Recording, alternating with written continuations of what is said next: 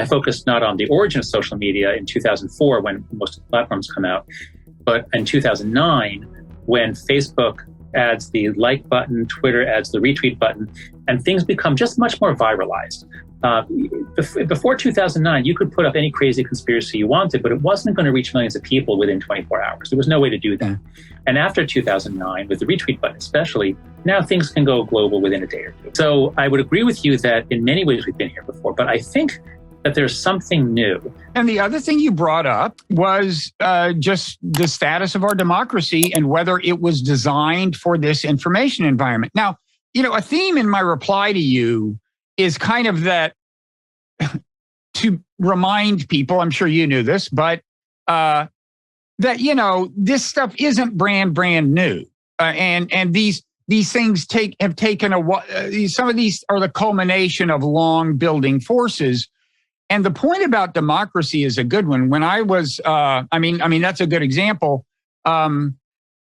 When I was at a magazine called The Sciences in the early 80s, I wrote a piece called Democracy's Impending Demise. And I made exactly the point that our democracy was designed in a particular technological era. And the idea was to insulate the deliberative process from the winds of public opinion.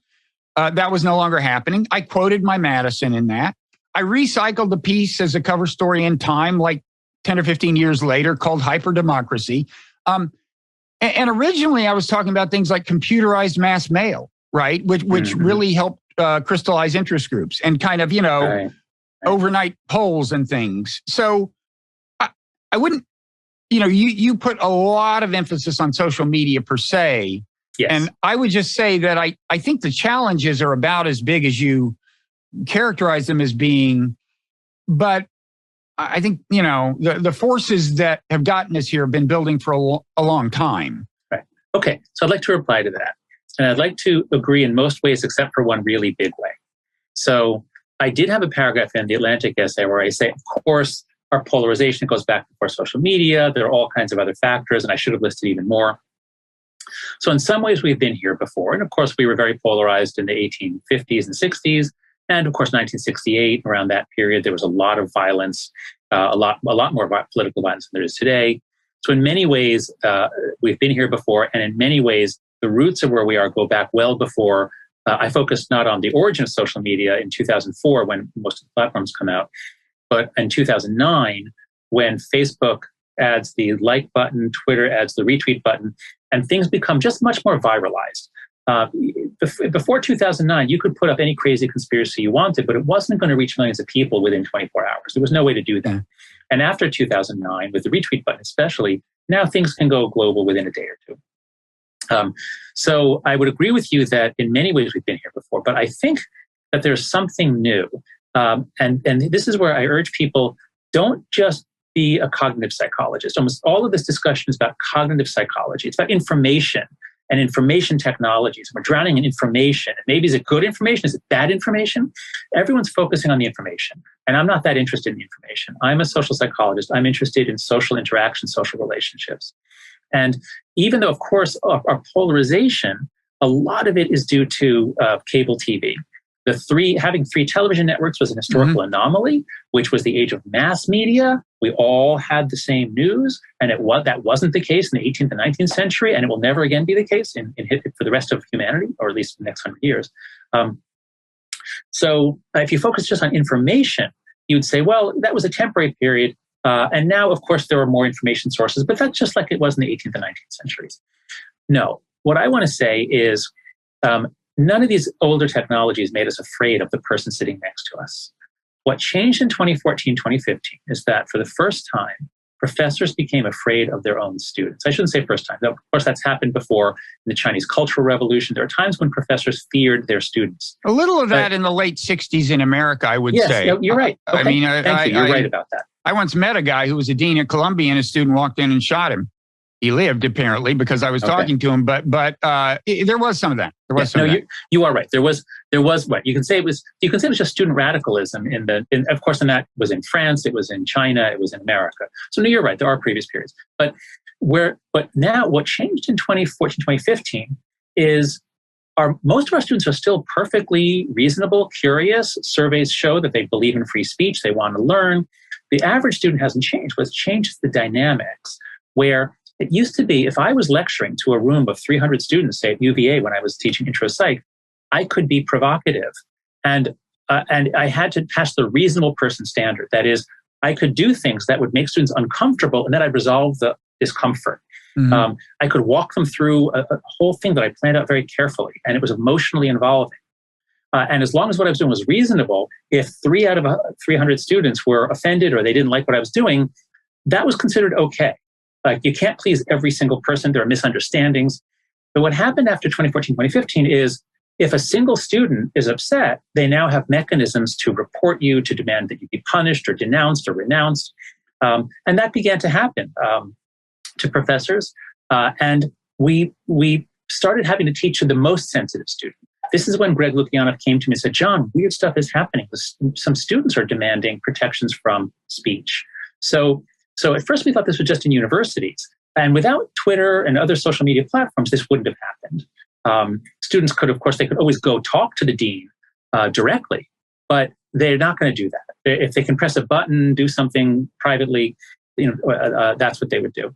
That was in universities, 2014, 2015, it starts. 2018, 2019, now it spreads out into the corporate world. And I just hear story after story. I talk to senior people at the New York Times, or columnists and editors, and they tell me the same thing. Everyone there is on the left, but they're afraid of, like, the junior copy editor or a young person in publicity who has the power to say something on the Slack channel that causes a blow up. Everyone's walking on eggshells. Cable TV didn't do that. Cable TV changed the information flow. It didn't change our relationships with the people in our company, our university, our classroom. Social media has made us afraid in a way that no previous technology has. At least that's what I say. Am I wrong about that? Well, first of all, you are on a college campus, so you're more aware of the way things are at kind of the epicenter of that. And you're at an elite university. I've given talks at less elite universities where there really wasn't any of this stuff. That's right. And now elite universities are disproportionately influential, I'm sure. But I would also say it's relatively early days, right? I mean, adjustments get made. I've seen a change in that. I have seen more progressives willing to, online call out what they see as totally gratuitous speech policing than I saw 5 years ago or so. So I don't know, where this is. I don't know where this is going. The other thing is, it of course isn't just technology. I mean, America is becoming more ethnically diverse. There is, more, kind of gender/sexual identities are recognized, some of which had been kind of in the closet, and it's good that they don't have to be anymore. And all of these things are challenging, I remember the Yale, one of the big, incidents at Yale that put this whole issue on the radar screen about the memo about the Halloween party. Mm-hmm. And I remember kind of being ambivalent. I remember thinking, well, the memo the university had sent out was to remind, one of the things I think it said was, remember, when you choose your costume, there are people here who are Native Americans. So, like, dressing up as a Native American is going to hit them very differently, than it would hit you. I didn't think that was a crazy thing to remind people of. There are people who come to Yale from all over, and some of them just may not be aware. Now, some of them may hear that and go, well, who cares? It's their problem. But some of them may go, well, now that I'm aware of that, why dress up as like an Indian, So the original memo is fine. But then Erica Christakis, who studies early childhood and who's been really seeing how kids no longer have any independence. Kids are told, do this, don't do this. They're guided all the way through college. So this is what she is studying. And this is basically what the Coddling the American Mind was about. We've really messed up childhood by taking away childhood independence beginning in the 90s. So you're right. The original memo wasn't crazy. Erica's response wasn't crazy. And so Yale students in 2015 should be able to have a discussion. What do you think? But that's not what happened. Yeah. That is not what happened. No, people were shouting her down and things, and well, they were shouting her husband down, demanding that he apologize for that, he renounce her. Right. So this was really the first big national event. This was sort of the coming out party for the new morality.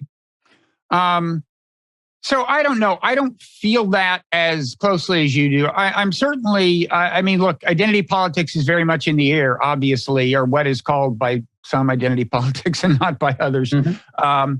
And it's sometimes the discourse is exceedingly edgy. I would say, but I'll tell you, one difference between you and me is I actually remember the late 60s. I'm telling you, it was wild. I was living in San Francisco when I was like 12, 13 years old. And it was wild. My father was an Army officer, and he's like driving down the highway in an identifiably an Army vehicle. And, people drive alongside him and are cursing at him and flipping him off and stuff. That's not civil discourse. Yeah, that's right. But there was a war. There was an unjust, obviously unjust, or at least it seems so, a war going on that was drafting young men. There were new drugs and ideas in the mix. So I don't think the 60s was because of a new technology.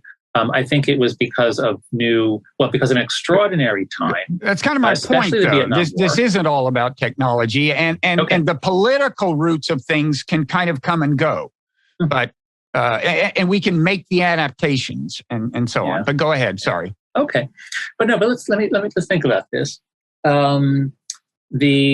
Let's see. Okay, so there were enormous civil protests in the 1960s. About race issues, about civil rights, and about the war. Those were two giant issues where, at least from the vantage point of history, it looks like there were incredible injustices being done, and young people rose up to oppose them. Mm-hmm. I've recently been playing with a sort of a thought experiment to put this in perspective. Let me try this out on you. So I was born in October of 1963, which is 2 months after Martin Luther King gave his "I Have a Dream" speech, which means that I was born 100 years and 2 months after the Emancipation Proclamation. And if we look at America and how much progress America made on racial justice from 1863 to 1963, the answer has got to be not very much, certainly not a century's worth of progress. Okay? And then now let's look at my lifetime. From 1963, let's go up to 2013, the next 50 years, when I turned 50 in 2013. How much progress did we make there? Well, on civil rights, women's rights, gay rights, animal rights, environmental consciousness, on any issue you could name that progressives should care about, that if any rights for any group, anybody you could name, it's the most extraordinary progress, I would guess, of any country in human history, a complete rights revolution. So whatever it is that we were doing was working. You go to 2013, Barack Obama has just won re-election.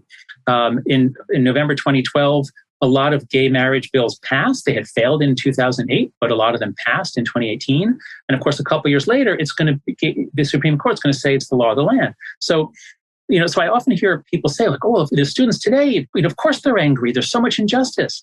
But I say, wait a second now. In the 100 years before I was born, there was hardly any progress. In the 50 years of my life, there's been the most extraordinary progress in history. And so in 2013, you should be saying, wow, America, we did it. And whatever it is we're doing, let's keep doing it.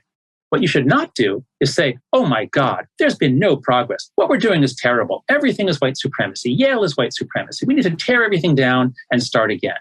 And if we had not had social media, we would have kept going. We would have continued, I think. But because of social media, and here I'm drawing on Martin Gurry, who says, distributed networks are very good at tearing down, but they're not good at building. And social media, Twitter in particular, but also Slack and to a lesser extent Facebook and other platforms, they're very good at critiquing. Everyone's a critic. Everyone complains. They're very good at tearing down, but they're not very good at building. And I would ask, people who say, well, of course the students are right to be protesting. I would ask them, in 2013, which is the group that was being marginalized? What group was not welcome on campus? Who was excluded and a victim of extraordinary prejudice in 2013? You can't point back to 1950 and say, see, America is terrible and we need to burn everything down. Tell me who was excluded in 2013 but I think, that we couldn't bring in. I think part of this, I think part of the impetus for this grows out of frustration, implicitly at least, that the revolution has not translated more into material equality. and in terms of income levels, wealth levels, living conditions, and so on. Now, you and I may think, I think, look, my own political preference is for as a progressive, this is the way I think of myself, is for fundamentally a class-based politics. Okay, yeah, I agree with that. Like come up with material benefits for low-income people.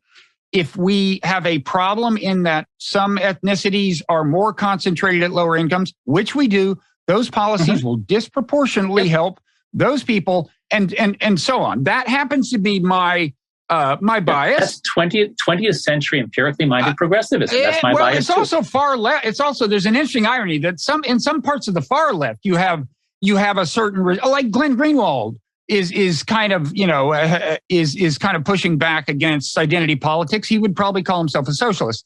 Now, so class-based politics, is favored in a number of places to the left of center. Now, you and I may think that there's an irony. Now, I do think there's an irony, which is that a lot of the political discourse that dominates kind of Democratic Party politics succeeds in helping basically a small number of elites from ethnic minorities, right? Like they are going to get the job at MSNBC and they get this and they get that. And we're not doing a lot to help the George Floyds of the world in the sense of keeping them from winding up in the situation he found himself in the first place, which is, with a life that he was in trouble to begin with. There was a reason there were cops there, and so on. And so, and there's an argument going on now on left of center. And it's not clear to me that the forces you're worried about prevailing are going to prevail. And I don't know. This is, but in any event, I also think I don't think it's just technology. There have been a lot of, I've been listening to a book about the Russian Revolution. Things got pretty intense then, as you may know.